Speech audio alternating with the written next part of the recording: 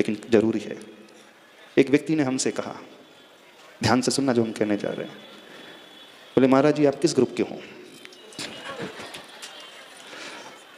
हमने बोला किस ग्रुप के मतलब?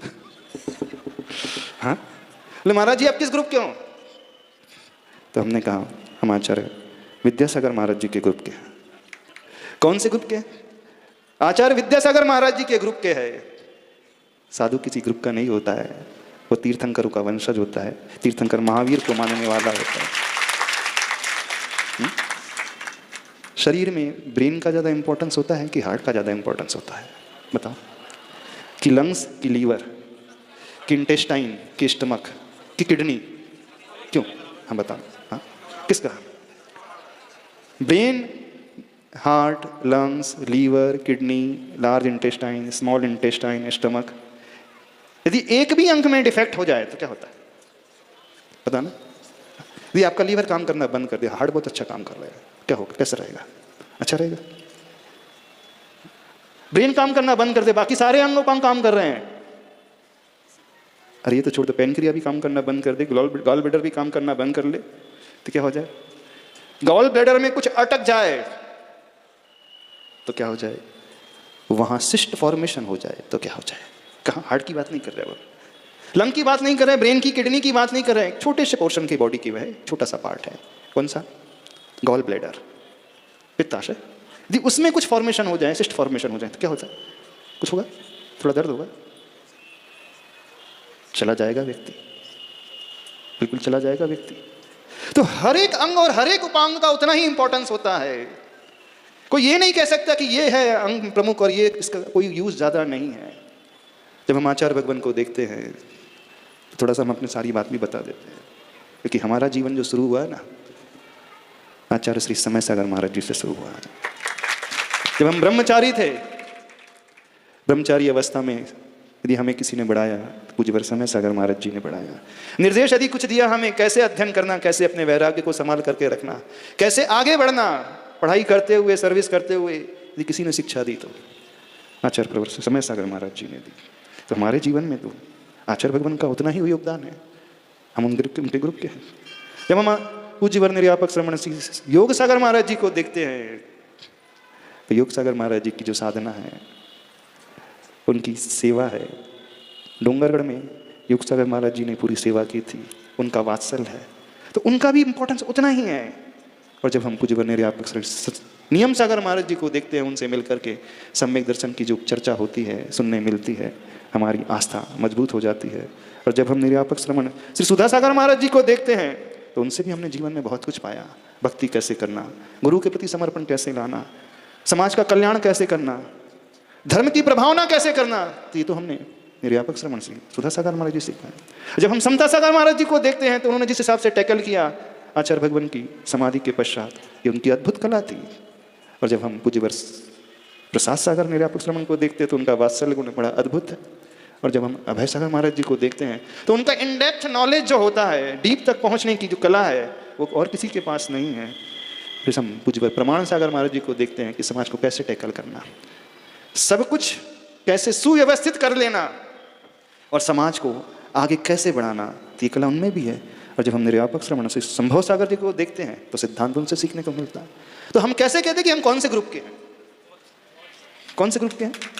हमारे लिए जो स्थान आचार्य भगवान का है, गुरुदेव का है, वही स्थान सबका अपना अपना इंपॉर्टेंस लिए हुए है। हम हृदय को ब्रेन से कम कैसे कह दें और लंग्स को भी लीवर से कम कैसे कह दे और पैनक्रिया को भी उससे कुछ कमजोर कैसे कह दे। हर एक का अपना अपना महत्व होता है, किसी को हम इग्नोर नहीं कर सकते। यदि हम धर्म को आगे बढ़ाना चाहते हैं, धर्म की प्रभावना करना चाहते हैं, तो सभी श्रावकों से कहना है, जो कि ग्रुप में बट चुके हैं उन सब से कहना है, जो दूसरों को बांट रहे हैं उन सब से कहना है, गुरुदेव को देखो, गुरुदेव तो जैन अजैन को साथ में लेकर के चलने वाले हैं, मनुष्य और पशु को भी एक दृष्टि से देखने वाले, उनके कल्याण की भावना को भाने वाले हैं। और आप लोग हो कि अपनी संकीर्ण मानसिकता को लिए हुए अपने अहम के पुष्टि के लिए ना जाने क्या क्या कर रहे हो। यदि सम्यक दर्शन के 8 अंगों में से निकांक्षित अंग ठीक ना हो तो सम्यक दर्शन कैसा रहेगा हमारा? श्रद्धा तो अच्छी है लेकिन आकांक्षा पैदा हो जाती है, आकांक्षा नहीं है लेकिन ग्लानि हो जाती है, तो निर्विजिक संग नहीं रहेगा। और वो है लेकिन किसी के दोष को हम नहीं ढाक रहे हैं, उघाड़ रहे हैं, तो गुहन हमारा, वो गुहन अंग चला गया। और जहाँ गुहन नहीं तो वह स्थितिकरण भी नहीं हो सकता। और वो गुहन स्थितिकरण तब होता है जब एक के प्रति दूसरे के मन में वात्सल्य का भाव होता है। जब वो वात्सल्य से भरता है तभी धर्म की प्रभावना होती है। यानी सम्यक दृष्टि जीव आठों अंगों को लेकर के चलने वाला होता है। एक अंग को भी वो गौण नहीं कर सकता। नांगहीनम मलम चेतुम निहंति विश्ववेद नामाचर समंत भद्र स्वामी कहते हैं। अंग से रहित यदि को वो भी, एक स्वर से, व्यंजन से, अक्षर से रहित यदि वो सूत्र है, वो मंत्र है, तो विष की वेदना को दूर नहीं कर सकता। जब हम धर्म की बात करना चाहते हैं, भगवान महावीर की बात करना चाहते हैं, आचार्य गुरु और विद्यासागर महाराज जी की बात करना चाहते हैं, तो हम क्यों नहीं आचार्य गुरुदेव विद्यासागर महाराज जी जैसा ब्रॉड विजन अपने भीतर लेकर के आने की कोशिश करते हैं? हम एक सूत्र में बंद करके, एक साथ रह करके पूर्ण जैन धर्म को क्यों नहीं देखना सीखते हैं? क्यों अपनी अपनी बातों को लेकर के अटक गया हूं? कुछ समझ में आ रही है बात? नहीं समझ में आ रही तो हम कौन से ग्रुप के हैं? एक व्यक्ति ने प्रश्न किया था हमसे, उस समय तो हमने ज्यादा कहा नहीं, लेकिन आज सबके सामने कह रहे हैं। हम कौन से ग्रुप के जानते हैं? हम आचार्य गुरुवर विद्यासागर महाराज जी के ग्रुप के हैं। और आचार्य विद्यासागर महाराज जी अपने आप में अकेले कुछ नहीं है। जब सारा संघ मिलता है तो आचार्य गुरुवर विद्यासागर महाराज जी बनते हैं। एक उनका ब्रेन है, तो एक उनका हृदय है, तो एक लंग है, एक लीवर है, एक हार्ट है, एक पेनक्रिया है, एक किडनी है, एक इंटेस्टाइन है। यदि हम एक को भी अलग कर देंगे तो कुछ नहीं बचेगा। जो व्यक्ति ये कहता है, जो व्यक्ति सोचता है एक के जाने से कोई फर्क नहीं पड़ता, उसे ध्यान से सुनना चाहिए, समझना चाहिए। एक के जाने से भी बहुत फर्क पड़ता है। आपका गॉल ब्लैडर भी चला जाए ना, जीवंत नहीं रह पाओगे। आचार्य भगवान को गॉल ब्लैडर में तकलीफ थी, पता है आप लोगों को? उनको रोग वहीं पर हुआ था, हार्ट में नहीं हुआ था, ब्रेन में नहीं हुआ था, लीवर में नहीं, लंग में नहीं हुआ था। वहीं परेशानी थी और वहीं से पी लिया हुआ था। क्या समझ रहे हो आप लोग? संकीर्ण विचारधारा को लेकर के जी रहे हो और अपने अपने गुट बना करके रह रहे हो और एक को दूसरे को इग्नोर कर रहे हो। याद रखो, हम एक दूसरे की उपेक्षा नहीं करते हैं, आचार्य भगवान की उपेक्षा कर रहे हैं। भगवान महावीर स्वामी की उपेक्षा होती है उससे। और जो ये उपेक्षा करने वाला होता है तो समझ लेना वो सम्यक दृष्टि रह नहीं सकता, क्योंकि सम्यक दृष्टि जीव तो ऐसा होता ही नहीं। सम्यक दृष्टि का एक लक्षण होता है वात्सल्य, उसके भीतर कूट कूट करके भरा होता है। और जिसके भीतर वात्सल्य होता है वो माँ अपने बेटी की कमी को भी छिपा लेती है। वो जानती है बेटा शराबी है, वो जानती है बेटा जुआरी है, लेकिन समाज में ढिंडोरा नहीं पीटती अपने बेटे को लेकर के। पीटती है क्यों? आपका बेटा यदि व्यसनी हो और उसकी शादी करना है तो पहले ये बताओ कि मेरा बेटा व्यसनी है, बल्कि आप ढाक करके रखोगे।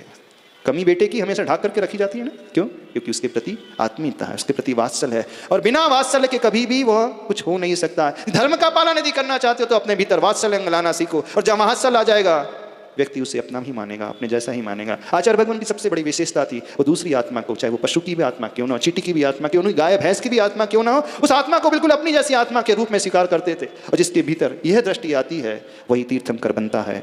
और जिसके भीतर यह दृष्टि नहीं आती है वो अपने मेरे तेरे में अटक करके रह जाता है। और जो मेरे तेरे में अटक करके रह जाता है वो कहीं नहीं पहुँचता, वो नीचे रह जाता है।